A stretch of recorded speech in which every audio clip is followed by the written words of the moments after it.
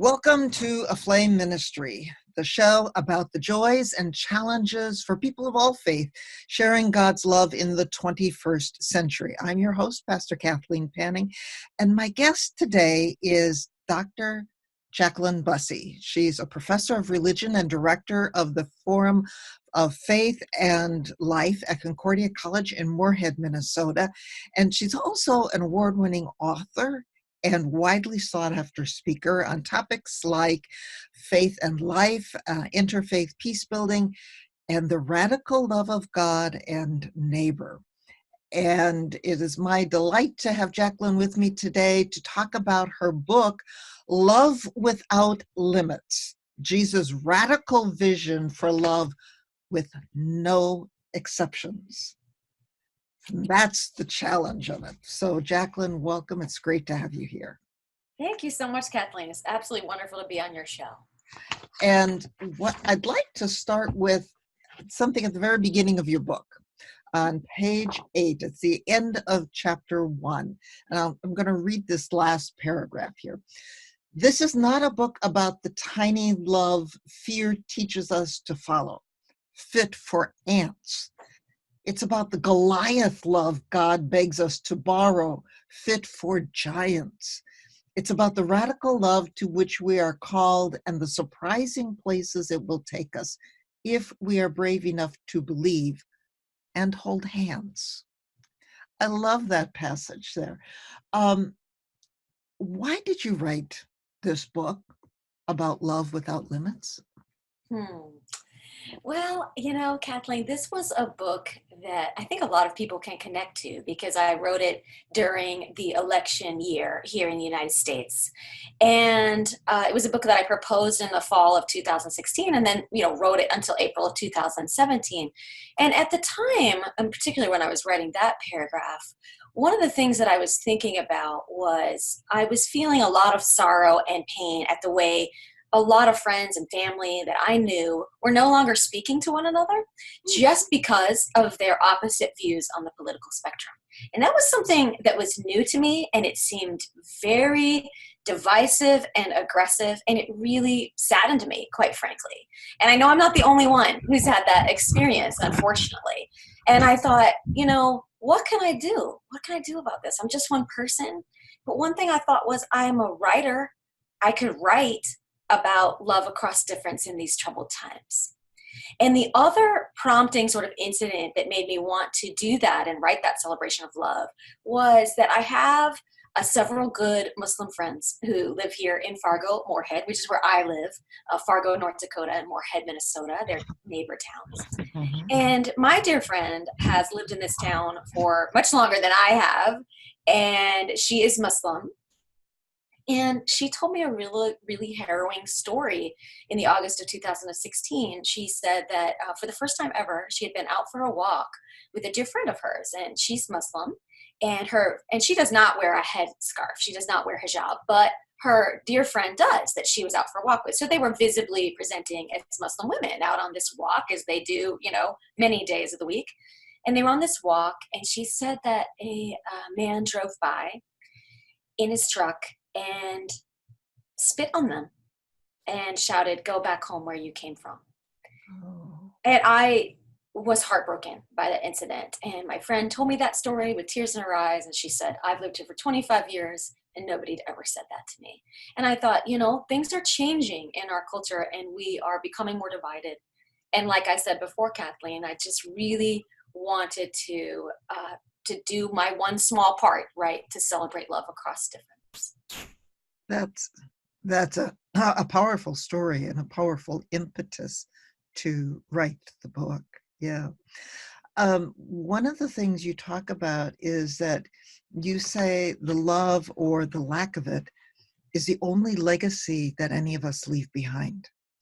And you also share, and I thought this was so beautiful that you did, and that you came up with this long list, but 45 different love lessons from your mother. Yeah. And, most of us, hopefully most of us, our parents are the first people who teach us a lot about love. And for you to be able to delineate and come up with 45 of those is marvelous. Um, and I'd like to ask you, which of those are, well, you could either say your favorite ones or the ones that are most important for you right now? Mm. Oh, that's a really great question. Well, if you don't mind, first I'd like to just sort of talk about the list itself, Mhm. because like many of us out there, I have lost my mother, and she died of early onset Alzheimer's. And I actually, unfortunately, lost her when I was quite young. You know, I was 20 when she was diagnosed with early onset Alzheimer's, and she was only 50. And so, you know, I never intended to have any part of the book Love Without Limits be about my mother, which is interesting. So that was actually just a writing exercise. So I have received a wonderful writing residency from the Gentel Foundation. Mhm. And I would do writing exercises every day, Kathleen, to get ready, you know, to write like for the actual book. And of course, I would often write about love. And the writing exercise was like, you know, pick somebody who taught you about love. And I thought, oh, I want to pick my mother, you know, because I loved her so much. She was the most amazing mother, truly. And when I was thinking about what do I know about love, I really know so much of it from her. So I thought I would love to just, you know, make a list. And I thought it'll have 10 things on it. That Mhm. was my actual thinking, was I would list, you know, just do a little writing exercise, 10 things. And it ended up taking an entire day because I realized my debt to her as I began to write it. It truly was a mystical experience. I felt the presence of God, or at least the presence of my mother through God, because I started sobbing while writing that, and not sobbing like out of sadness, but sobbing out of this joy that I felt my mother's presence, and I felt this enormous debt that I knew how I could repay. Because I thought, oh, I just need to keep writing what's coming through the pen, because then I can share with the world my mother's wisdom, because her wisdom was amazing. And the world lost her too early. And I have grief about that, but I also have all of this celebration about the things she taught me. So I just wanted to add that, because I've had a lot of readers say to me, I sobbed when I read Mhm. those pages, and I said to them, you have no idea how much I appreciate that, because I cried so much reading it. And there was a very famous poet who once said, "No tears in the author, no tears in the reader." Ah. And so I do think that that is really true there. Mhm. So, as for which ones are my favorites, I guess I would have to say that, I have to take a quick peek at it. I kind of love them all because they all come straight from my mother's. But Sure. I really love is it okay if I just read a couple that are my Go favorites? right ahead. It would be wonderful for you to do that. Thank you. Okay, thank you. Because these are some of my very favorites. My mother was a master gardener. And in the neighborhood where I was growing up in the South, you could have a garden year round, you know, Mhm. in Florida. And my mother would always win Yard of the Month, which was something that our neighborhood just gave out. And she would just win repeatedly because she was just so gifted. And I never really thought about what gardening might have meant to her until I was writing this list. So I would have to say this is one of my favorites. It's number 36 on the list. Grow a garden. It can teach you how to live. Mm. There are 3 secrets to gardening. 1, a patient yearning for color. Mm. 2, a desire to catch the earth being good. And 3, a relentless belief in transformation. Wow. So Yeah. my mother was a very devout Christian, and it was only really it's embarrassing to admit, but only in the writing of that did I realize that her gardening was tied to her faith, because gardening requires a relentless faith in transformation of all things, you know, that anything can flower, you know, if Yeah. given enough love. And that's how my mother treated me, you know, so I really love that one. And then one other one, if you don't mind me also sharing, wear other people's joy like a fine fur. Nothing looks more beautiful on you. Ooh. I Yeah. feel that my mother, one of the things that she taught me is something that a lot of my Buddhist friends actually really value, which is a Buddhist virtue that's called altruistic joy. And it's having joy for other people, even when maybe that's something that you yourself don't have in a particular situation, you know? So that was one thing that my mother really taught me. And she really did wear other people's joy like a fine coat. Wow. And she taught me that that's a really valuable thing to do, is to celebrate other people's joys. So. Those are both beautiful, beautiful things. The one about gardening I really resonate with because my dad grew up on a farm and he was the gardener in our family. And because of him, I gardened. Not Oh. like your mom. My gardens won't win uh, any awards because there's a heck of a lot of weeds out there right now.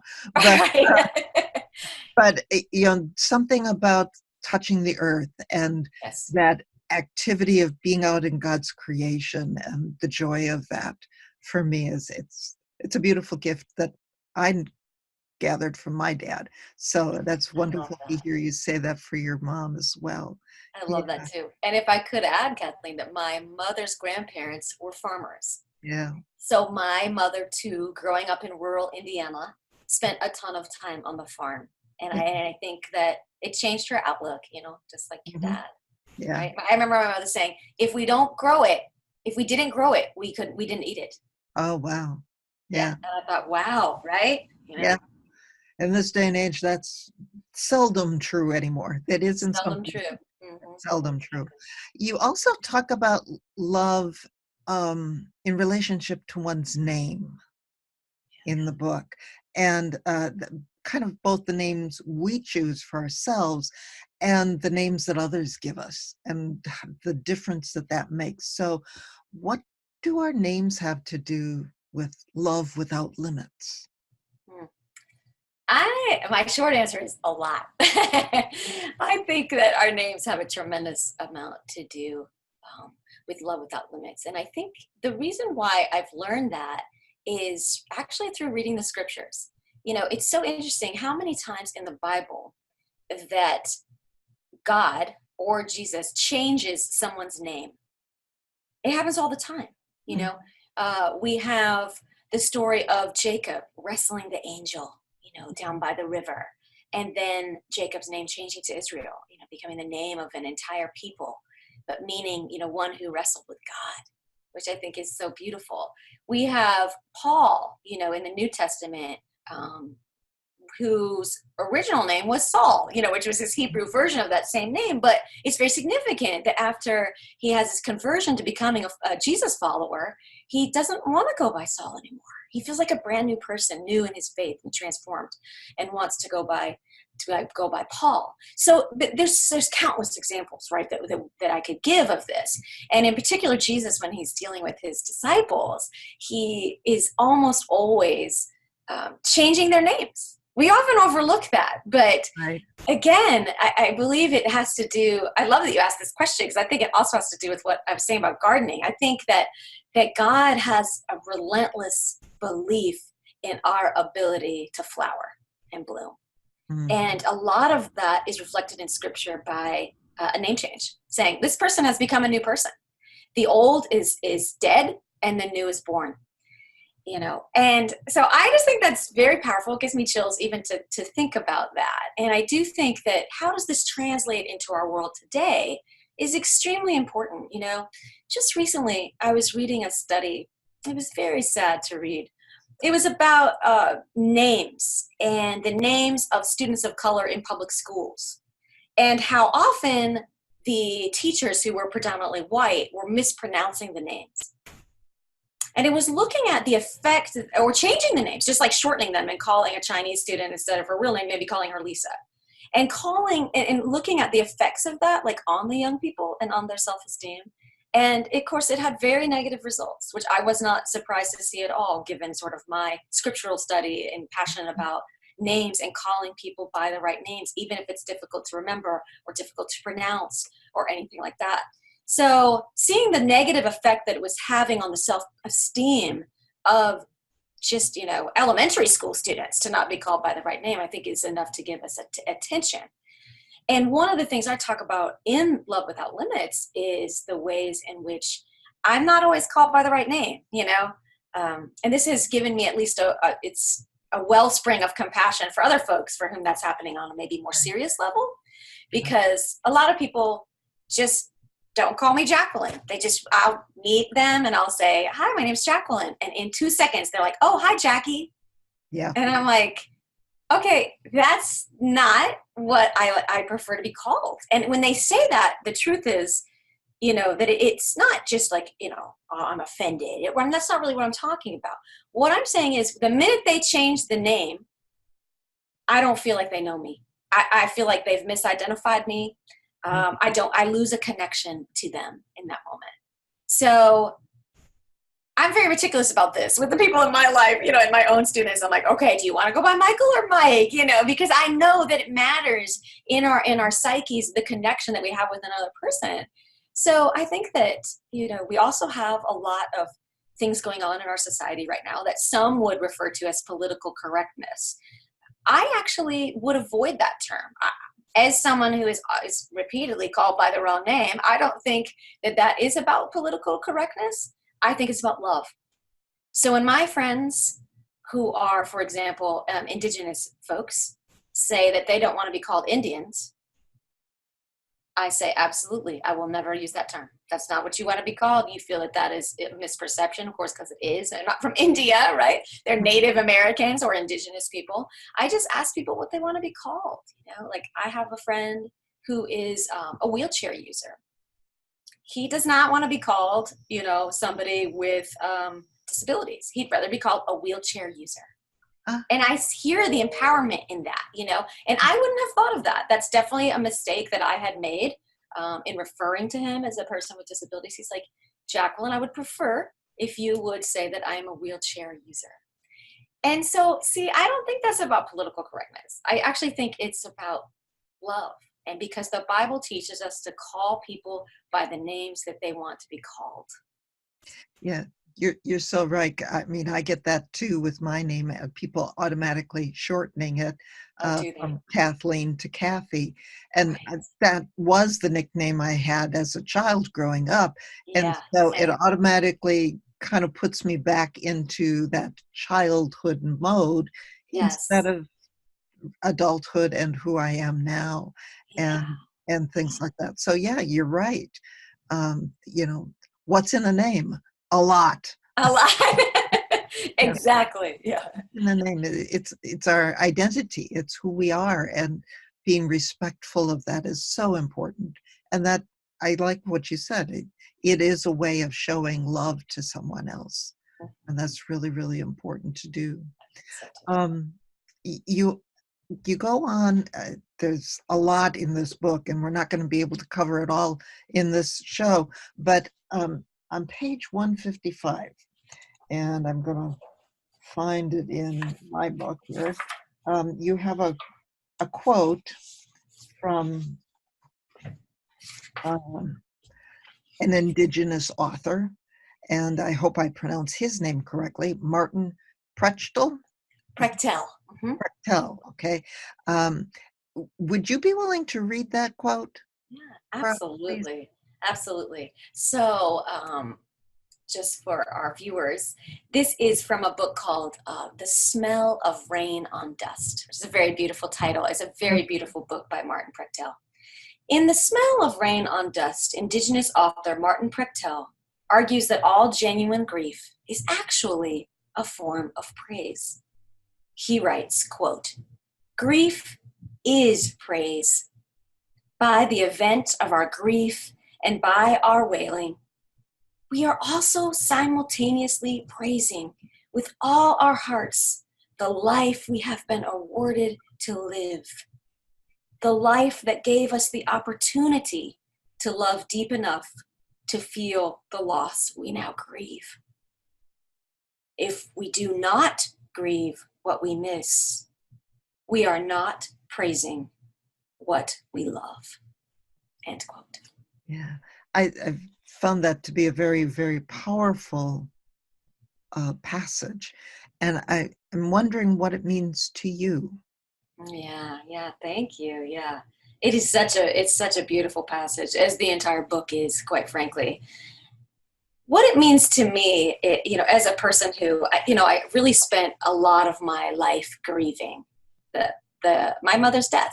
She died slowly, early onset Alzheimer's is a very cruel disease. I know that you know about that, and I'm sure a lot of other people have had an experience too, living with a loved one who suffers from dementia.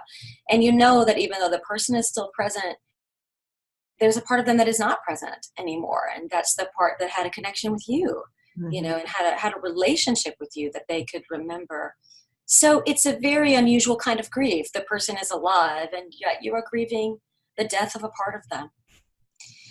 And for me, that quote really spoke to me because I spent 16 years of my life, grieving my mother's slow death, day by day.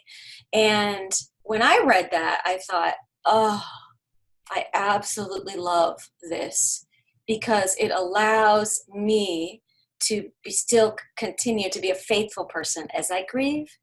Because I think there can be a kind of a misperception among some Christian communities that grief is faithlessness, right? That if it's too negative, like we're not believing in hope and the resurrection things. And I don't think that that's true at all. When Jesus lost a best friend, Lazarus, Jesus cried, Jesus mourned, Jesus lamented. And when all the people around him, including Lazarus' own family, Mary, Martha, etc., as they were crying, Jesus didn't say to them, oh, buck up, little camper, and, stop grieving as a person who doesn't have hope. Jesus didn't say any of those. There's no grief shaming. There's none of that. Instead, Jesus grieves even though Jesus knows he's going to resurrect Lazarus. So what does that teach us? I mean, to me, it teaches what this quote is saying, that grief is natural, it's organic, and it's God-given. And it's a way that we are able to share with the whole world out loud, through our salt tears, how much we truly cherish that person and how much we miss them. And that is only possible if we truly loved them. And I talk about in the book, one of the most revolutionary insights I was able to come up with, I think, doing all this reading on grief and just spending time with prayer about my mother's own death and the death of course, my best friend. I've lost a lot of people in life, as have we all. Was I realized that grief has a secret upshot, is what I call it in the book. And the upshot is it's proof that love outwits death. Ah, yes. And I believe that firmly. Because imagine if it wasn't true that love outwits death and outlasts it and outruns it, then if a person died, all of our love would just die with them. There would be no grief. Be like, oh, bye. And that's not the way anyone acts. And why? Because love lives on and love speaks last. Yeah. And to me, that's so powerful. Yeah. And it's you talk about the passage of Jesus crying as Lazarus has died. And I've heard so many different ways of talking about that text, some of which are not very helpful and not very true to scripture either. Yeah. But to frame it in the idea and that you just shared, that love outlasts death. And, for those of us who are left when a loved one dies, that's a reminder that their love does not die because it stays in us. Mm-hmm. And our love certainly doesn't die with them either, because we still love who they are, who they've been in our life, and all that they have shared with us. Exactly. Yeah. And in a way, they continue to live on through our love. Yes, I agree. And even through our grief, I think they continue to live on. Because then we want to talk about them with other people. Mm-hmm. And in many ways, that's a celebration of who that person was. Right. Yeah. And, thinking about all of the funerals and everything that as a pastor I have been involved in and the like. And in fact, the very first part of my ministry was a lot of funerals, the first parish I served. And it was a growing experience, a bonding experience for that community as well. But it was a way of celebrating those lives, and celebrating and remembering and sharing the stories and of the person, even in the midst of the funeral and the grief and the tears. And I've always encouraged people to do that. And so what you share here is really, really powerful for that. That grief and love are not antithetical to one another. They are part of one and the same. Yes, that's a beautiful way of putting it. Yeah. Yes, and I was actually just attended a funeral last night, and it was a funeral for a dear Jewish friend. And her husband, who is also Jewish, shared something really beautiful at the service.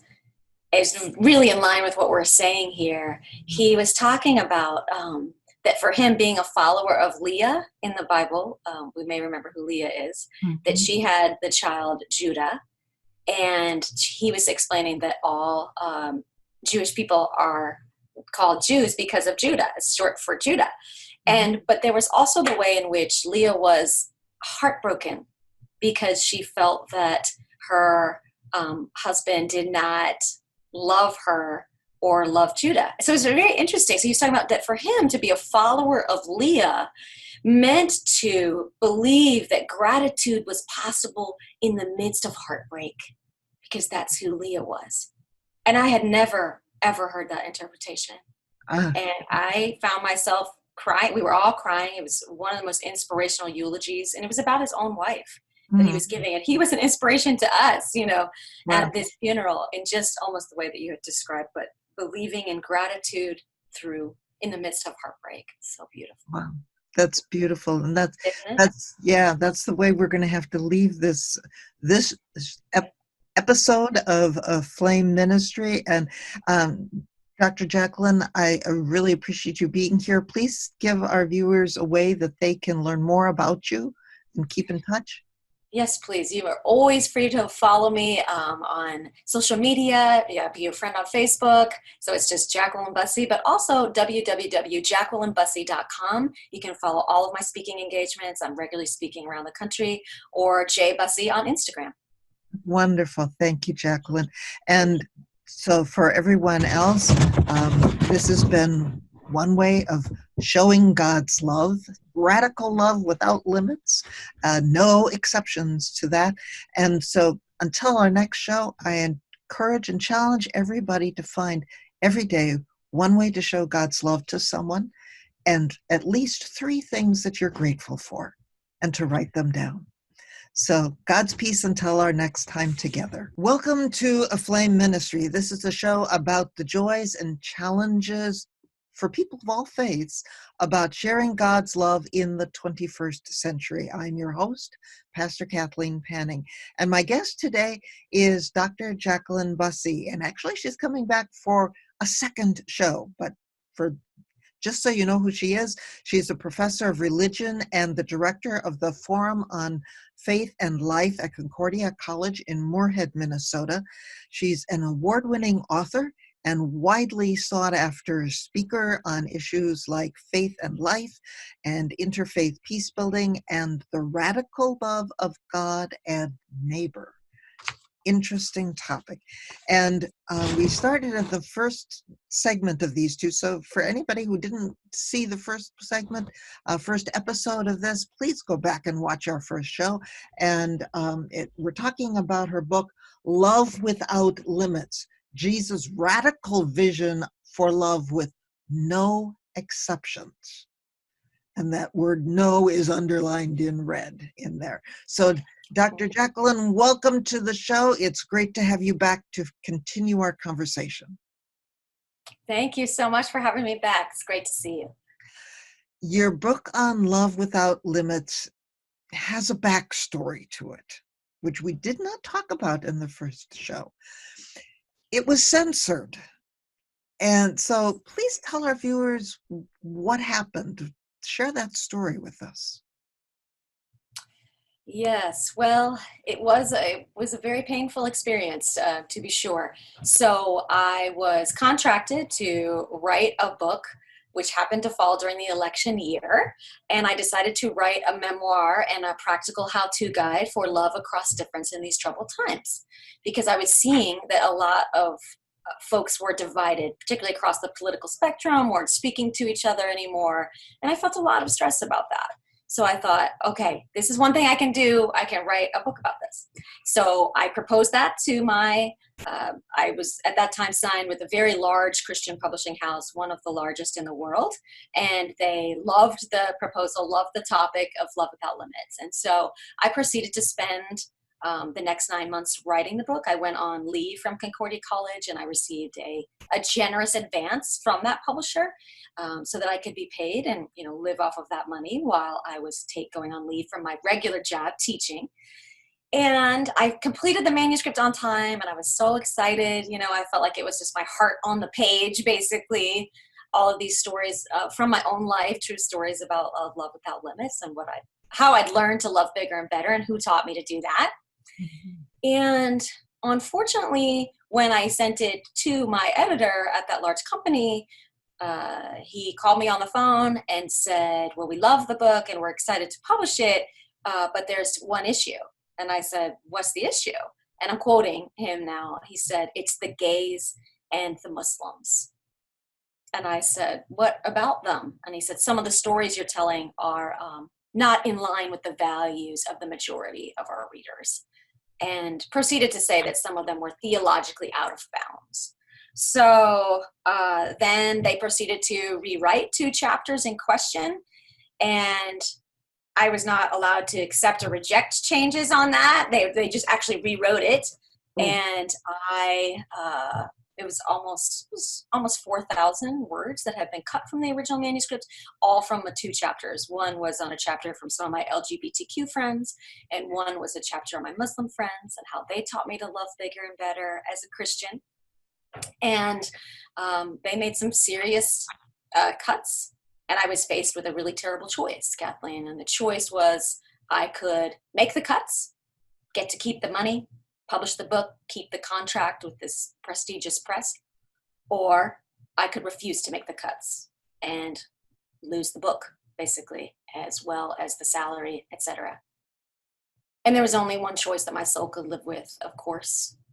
I remember thinking, what choice would I make if my students were here to see me making this choice? And of course, the choice was I refused to make any of those cuts. They were all political in nature, in my opinion.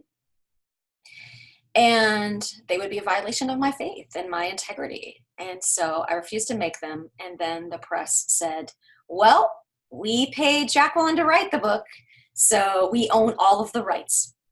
So unless we get paid back every penny of the advance that we already gave her, we're keeping the book. We're not going to publish it, but no one else can publish it either, right? So basically, I lost the rights to my own story.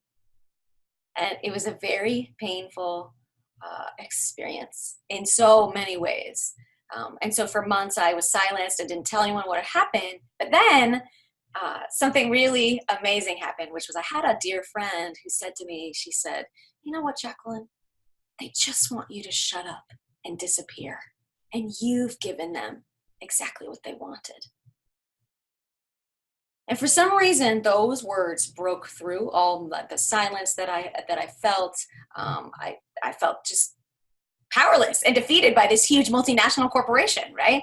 Mm-hmm. But when she said that, I thought, there is one thing that remains to people who've been silenced like me. I remember thinking that. And that is, I can stop being silent. I can tell my story. So I marched home that very day, and I just wrote a short piece on social media. I don't name the publisher. That's not important to me. Many of us sometimes refuse to love without limits, so it's not just about them. So I just wrote a short piece about what had happened and how much it hurt, and that I'd lost the rights to my own book and to my own story. And to my surprise, the post went viral. And within just a few hours, people were sharing and resharing with CEOs even of another press. And someone tagged the CEO of Fortress Press, who now I know was a wonderful person. And she said, I think we'd be interested in this book. And so as it turned out, after only 24 hours of that post, which is like light speed for the publishing industry. It's not how that works at all, right? We had an offer on the table to help me buy back the rights to the book from that large publisher. And it was enough that that we were able to do that and get the rights back. And so then the book was published with Fortress Press. Here's a copy of the book. And in there, we actually included the blog that I did on Facebook that went viral and sold the book, because one of the things I didn't say was I actually took a photo of myself, Kathleen, on that day, because to post with the blog, because that's how social media works, right? I wanted a picture that captured how I felt on the inside, and the way I felt on the inside was captured by this picture. It's a selfie that I took with duct tape across my mouth, saying censored, because that's how I felt. So it was a story with a very painful beginning, but with one of the most redemptive endings of all time. So yeah, it's so interesting that they wanted to limit the love that you were talking about, of love without limits. No exactly. exceptions. I know. Yeah, some exceptions to that. So, and what you talk about is, I mean, it's a reality that many faiths, and not just some Christian faiths, feel that homosexuality is wrong. And so how does your Love Without Limits respond to that? Share some of what you share in the book about that, the story. Yeah. Well, for me, I do strive to be a follower of Jesus. And if there's one thing that I feel confident about as I read the scriptures, it's that Jesus consistently hung out with outcasts and whoever his society was saying was other. For example, Samaritans. Samaritans were the religious other in Jesus's own day. And when people are insulting Jesus, they call him a demon-possessed Samaritan in the Bible. And who does Jesus choose to talk to, hang out with? Samaritans. So much so that we all are probably familiar with the so-called Good Samaritan parable, in which Jesus lifts up an other that other people viewed as completely sinning, as completely having a false faith, right? Worshiping incorrectly, etc. Jesus lifts up that person, as he says in the Samaritan parable, that we should all go and do likewise. So he's lifting up a person that people, perceived as other, as the person we should actually go out and imitate. Mm-hmm. So this teaches me something very powerful. It makes me ask in my own day, okay, who did I grow up being taught is other? In what other kind of way, And one of the things that I should add here is that when my editor censored the book and they rewrote the chapters in question, they had to retitle the chapters, because the chapters on my LGBTQ friends, my Muslim friends, had titles after my friends' names. But when the stories of those folks were cut, what are you going to call the chapters? And my editor's solution to that was to combine the chapters into one. And he came up with a title for the chapter. And the title was Others. Others, in all capital letters. And I was absolutely heartbroken, because the whole point of my book is that in God's eyes, no one, no human being, no exceptions, is an other. It's just not true. I don't believe that is the case. So Jesus never mentions a single thing about sexuality. There are other passages in the Bible that can be interpreted to be talking about that, and I'm very aware of that. And the way I look at this, Kathleen, is, I don't insist that everyone agree with me, right? But I do have very strong views on this matter, because I believe that Jesus taught a love doctrine. He taught unconditional love, and it was agape. And so when I look at passages in the Bible, I think, oh, are they ascribing to agape or not? There are passages in scriptures that talk about that we should stone children to death for disobeying their parents. We don't believe that. We don't do that. We are a community who interprets the text using our hearts and minds that God has given us. And there are many communities and I'm a part of one. I'm a part of a national church, the Evangelical Lutheran Church of America, that has decided that is not sinful.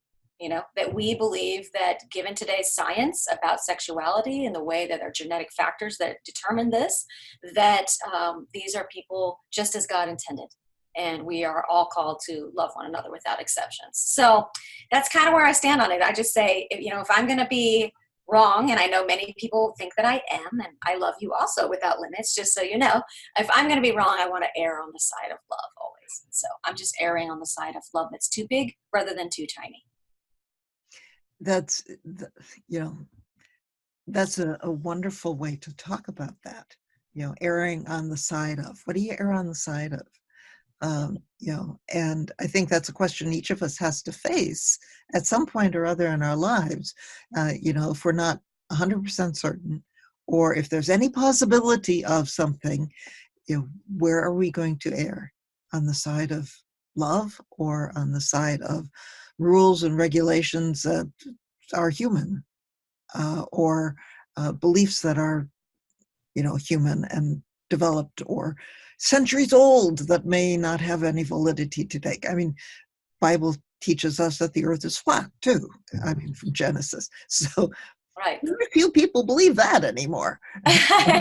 Exactly. Yes. So, it's a good policy. What do you err on the side of? Side of love. So yeah. You write also about something you call the single story. Yes. Yeah. Please explain that. Absolutely. And for those of you watching, I'm taking that phrase from a fabulous TED Talk that I highly recommend you go out and watch when you have an opportunity. It's only 15 minutes, and it's called The Danger of a Single Story. And it is by she is a Christian author, Catholic Nigerian author named Chimamanda Adichie. She's a best-selling author. This is an amazing TED Talk. And what she means, and I mean by the single story, is the way in which we tend to, as kind of a political tool, socio-political tool, we take a group of folks and we tell a single story about them. Let me just give you an example. It's the best way to break this down. Yes. If when I go out and I'm speaking about, for example, Islam, and I will even just say to an audience, I'll say, I'm going to say one word, and you tell me honestly what you think of. So I will say Muslim. And invariably, Kathleen, I've never been in any room where people did not immediately shout out terrorist or ISIS, right? Mm-hmm. And this is what we mean by a single story. Now, of course, it's not the case that there's just a single story about Muslims, right? You could make the case that there's a single story about Republicans in the United States. There's a single story about Democrats, because I also test that out on it, and they all know the answers to that too, So it's very unfortunate the way in which we're falling into single stories about one another. And the other day, I heard the commentator Van Jones speak at a conference called Revolutionary Love that fabulous conference. I loved it. And Van Jones, if you know anything about him, it's just brilliant. And he said something that I wanted to share today. He said, we've been tricked into hating each other. And I thought, wow. He's so right.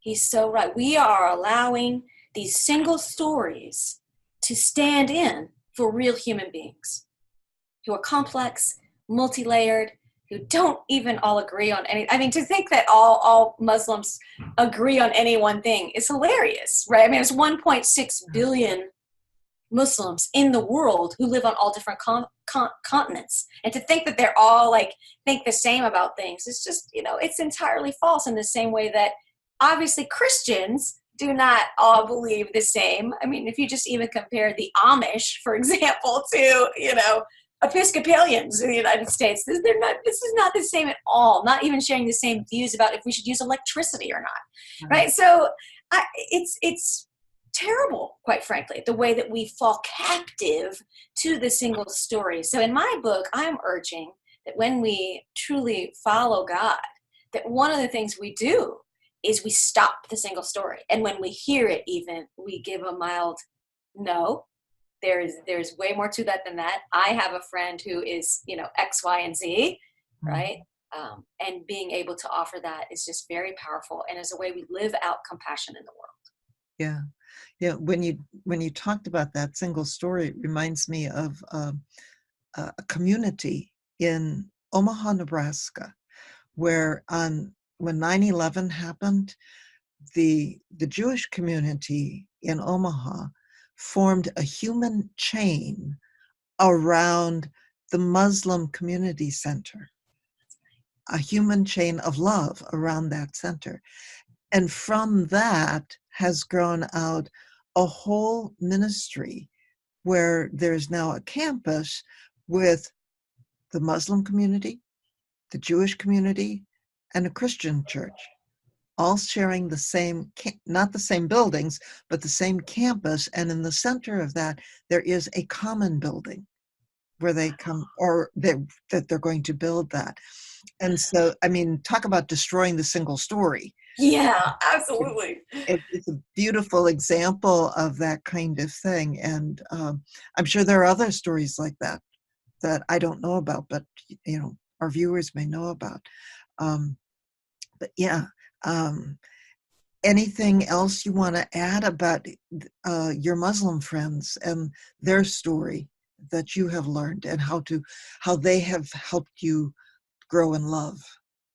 Yeah, for sure. Well, I would just add a story to the marvelous story you just shared about Omaha, because in my book, I tell some stories too about Muslims in, I think it was Pakistan, where some Christians were being persecuted, who form a prayer chain around a Christian church so that Christians can have their prayer in peace. And again, that trounces the single story in the same way that the story that you told did, because people think, oh, Muslims and Jews don't get along, can't get along. Oh, Muslims and Christians can't get along, don't get along. These things are false. These things are false. That's part of the single story. And it's true that sometimes in some places, some people are not getting along. But assuming that that's everyone is just so damaging and fills us with despair, right? So that's why I think it hurts so much. Yeah, but I also talk about my Muslim friends in the book, and how they've helped me deepen my faith as a Christian, which is, I think, surprising to some people. But I can give a very concrete example of this. So there is this concept within interfaith peace-building work that comes from Krister Stendahl, who is a Lutheran theologian. And he came up with this term, he called it holy envy. And he said, when you're doing interfaith peace building, you have to allow room for holy envy. And by which, he didn't actually define it, but I understand him to be saying, right, for allowing room for that desire within yourself to have more of some aspect of that tradition within your own, right? So something that you can just look at and say, wow, that is so beautiful. I love that. So I had an experience of holy envy when I was in a predominantly Muslim country. So I was traveling with a student to Oman, where we were doing some speaking on Christian-Muslim dialogue. And of course, where we were staying was in the heart of the capital of the country. And there were calls to prayer 5 times a day, as there would be in any predominantly Muslim country, most likely. And, they're very loud. The bells that ring, like, having never really been around that much in my life, right, growing up in the United States, I was surprised by how loud they were. Well, and if you know anything about the 5 prayers per day within Islam, then you know that one of them is before the sun comes up. And my student and I were very jet lagged. We traveled all the way, to the Middle East, to Oman, and we were hoping for a good night's sleep, right? And right before, it was probably 4:30 a.m. It was long before we were going to get up, but it was right before the sun was coming up. We hear this incredibly loud call to prayer. And I was cranky about it, not going to lie. The first time it happened, I was like, wow, I would rather be sleeping. But then as I observed, whenever I was with my Muslim host traveling in Oman, it didn't matter what you were doing, because you would stop everything for prayer. So even if you were in a store and someone was maybe going to make a sale, right? Faith is more important than money, right? So you would stop. The cashier would be like, oh, time for prayer. Must stop. And go into the back of the store, do prayers, and then come back and resume the transaction. And, I've never seen anyone do that in the United States, Christian or otherwise, right? So I was like, wow. And this began to dawn on me. So my Muslim friends, a lot of them have apps on their phone that lead them to, the bell will go off, right? And they will stop what they're doing and pray to God. And at first, while it was making me cranky, with like this sort of like waking me up so early, by the end of my stay in Oman, I was filled with holy envy because I realized that my Muslim friends structured their entire life around their prayers to God. And I actually structure prayers around my life. I do the reverse. And I don't really feel that good about that, quite frankly. When I thought about it, I thought, what devotion to God that I would lose sleep every day because prayer is more important than sleeping. I mean, you got to admit, that's some pretty powerful love of God right there. And so that is one of the things that my Muslim friends have taught me, and it really deepened my faith as a Christian, because then when that call to prayer began happening, I started getting up and doing my prayers as well. So wow, that is powerful, and that would be a challenge for me too. Right? I know, right? Yeah. Especially before dawn. Right. I tend to be more of a night person, and so getting up early. Yes. It's tough. But thinking about that, I mean, you've talked a little bit and alluded to this at times in our conversations, both today and in our first show, that we live in a world where there are so many divisions, and that those divisions are highlighted and they're even encouraged in many, many ways. How can we love those we disagree with, and especially the people we don't even like? Yeah. I have an entire chapter on this in the book, and I wish I could say to you that I have an absolute answer, right? I could solve all the world's problems if I had that. I don't have an absolute answer, but I do have some suggestions. And one thing that I talk about in the book is that it's a mistake to think that agreement will ever unite us. Yeah. God never said that. Jesus never said that. What we're told will unite us is love. And I say in the book, understanding and agreement are not the same thing. I always say that to my students all the time, because I think we have a mistaken perception in our culture that they are. And understanding and agreement are not the same thing. They never were. I think we can think of examples where we may have understood what someone that we care about did, even though we totally disagreed with the choice that they made, right? And so I think we have to tap into our deep wisdom that we actually do possess in that regard. Love demands only understanding and not agreement. And once we understand that, I think we have some space to move. I also think I tell stories in the book about how difficult it is to love people who don't think, act, pray, believe, dress, worship the same way that we do.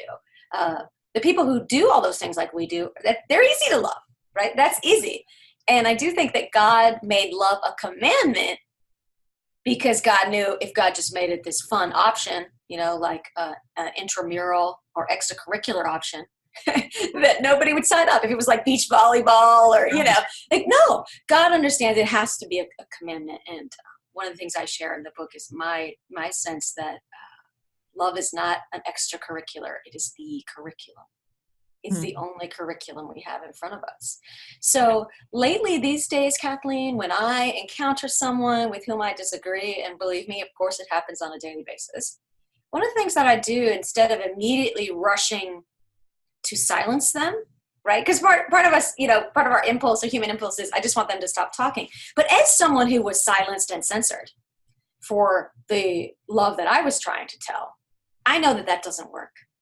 Me being censored didn't even stop that book being published, but it also didn't stop me from speaking every weekend of this entire semester on that book somewhere. I dug in my heels even more to that book's message, right? I'm faithful to the message because somebody tried to shut it down. And people don't respond well to that. So I have to honor that as well. Even when people are saying things that I feel like are hate speech, sometimes I have to say, okay, is the solution for me to silence them? I don't think that's going to work, right? So instead, lately what I do when someone's saying something that I adamantly disagree with and I feel is violating someone's dignity, I'll say, can you please talk to me about why you believe that? Yeah.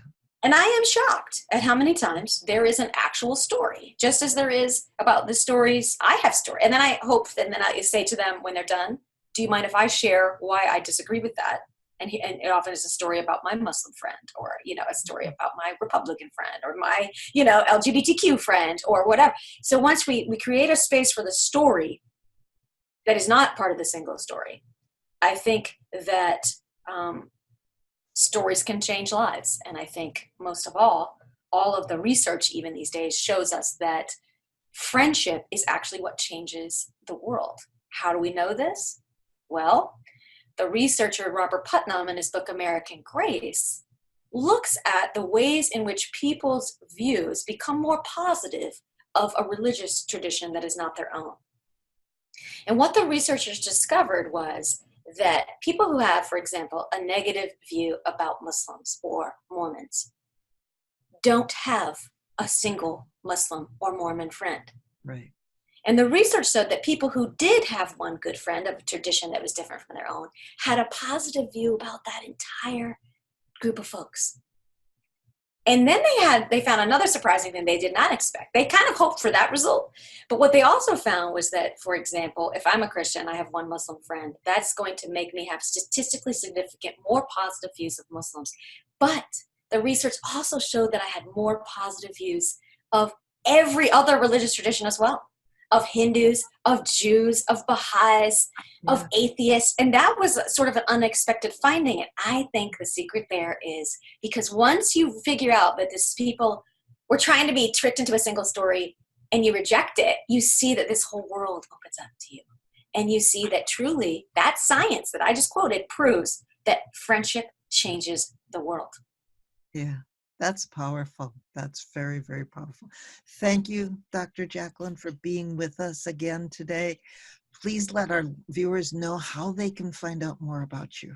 Absolutely. You can go to www.jacquelinebussey.com, and that's my website. You can see where I'm speaking. You can reach out to email me through the site, or you can follow me on Facebook, Jacqueline Bussey, or J Bussey on Instagram. Thank you again, and thank you all for viewing today, for watching with us. Come back again next week for our next time for another show. And each day as you go about your day, please find some way to share God's love with someone, and think of 3 things, at least, that you are grateful for every single day. So God's blessings to you all. Until next time.